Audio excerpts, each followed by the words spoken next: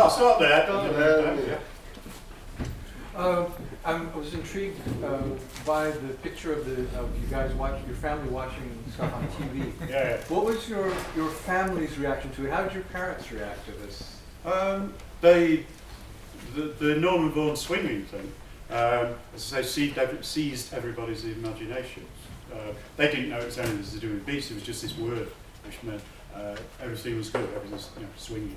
So they adopted that as in the house. Hey, so you're swinging? No, then things like, my mother liked Route 66, my father didn't like it.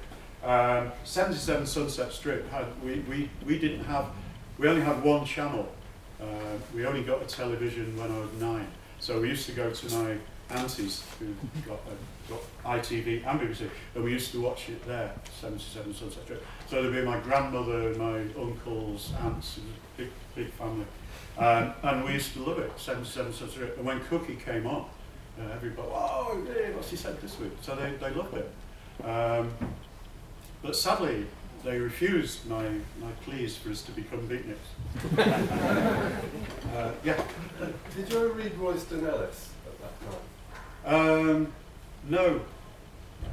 Sorry, but I was just a kid. I used to walk around here, and there were arcades, beautiful Victorian arcades, shopping arcades, where there were lots and lots of second-hand booksellers, and they sold all these comics and books and magazines. Now Royston Ellis, no, I didn't come across at that time, because mainly I wanted pictures.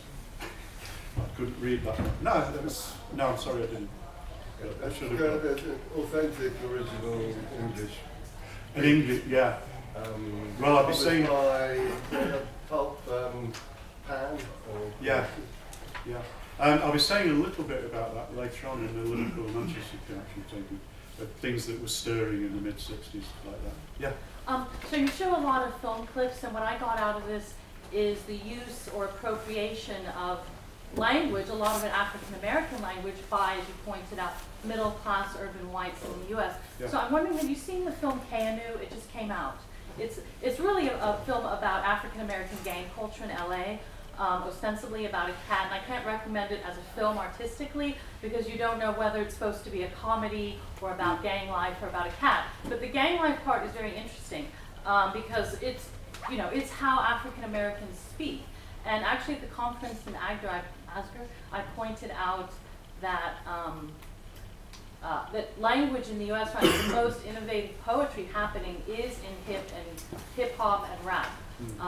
Not everybody likes that, but it's true.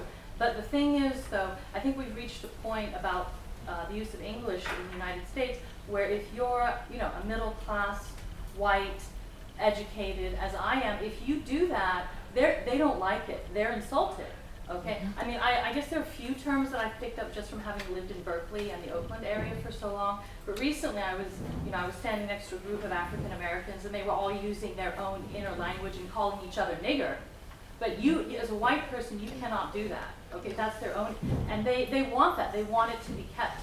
They want their own inner language. And if you're white, you're not. It's not cool to be using it. I know at that time it was considered cool, but it no longer is.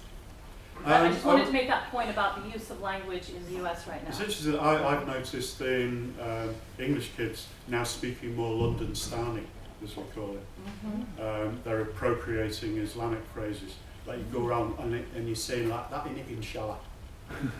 And it's really strange. And it's the same glottal accent whether you're in Bradford or London. There's no southern northern variation in the tones.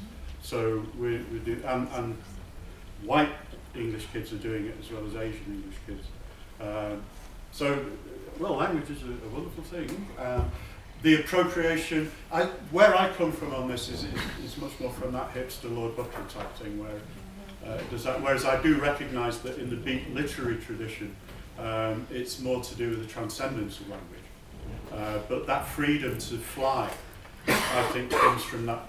It's like Lord Buckley said, he couldn't play an instrument, but when he learned that he could use his tongue like a musical instrument, and he could fly like a bird on the wings of his imagination through his speech. It works like that. it's an interesting observation, and no, I haven't seen the movie, but I will. But it depends what they offer for us OAPs on the Wednesday morning matinee. Comes up, it's usually something really weird. We've got time for one more? One more, yeah. I'm just so clear and succinct that nobody wishes. Yeah, Professor. Chris, thank you. Just tell us a bit more about your Lord Buckley tribute. I just said he was dead good. So Lord Buckley was like the John the Baptist for Kerouac in a way, sort of, kind of. That's a stupid thing to say. He was a comic, a vaudeville comic who existed on the fringes of society. He worked for Al Capone. He was an MC in Al Capone speakeasies and nightclubs in Chicago. He was a completely Meshuggah, over-the-top lunatic, a completely wild free spirit. And what he said he attempted to do in the 40s and 50s when he was hanging out with Harry the Hipster was create a new language, but what he was in fact doing was appropriating African-American language. But he's bringing it from the very tip of the zip to the very point of now by using, and he was subverting classics like Mark Antony's funeral oration, which goes, hipsters, flipsters, and finger-popping daddies, knock me your lobes. I come to lay Caesar out, not to hip you to him. For the bad jazz that a cat blows, wails long after he's cut out. And the groovy is off stash with that frame, so don't put Caesar down. And he was also the editor of the short-lived Hip magazine. And he was a beacon for us again in the 1960s, when by the time that I'd stopped watching television and was following Bob Dylan and Allen Ginsberg, thank you, Penguin Modern Poetry Series, you had two funny LPs. You had Lord Buckley live at Carnegie Hall, and you had Blowing His Mind, Lord Buckley.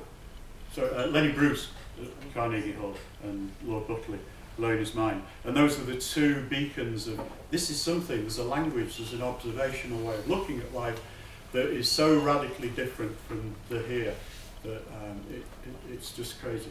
Because 50 years ago, last year, I used to work just across the road at the market, and I got a special job of going to Salford docks and unloading shipments of bananas.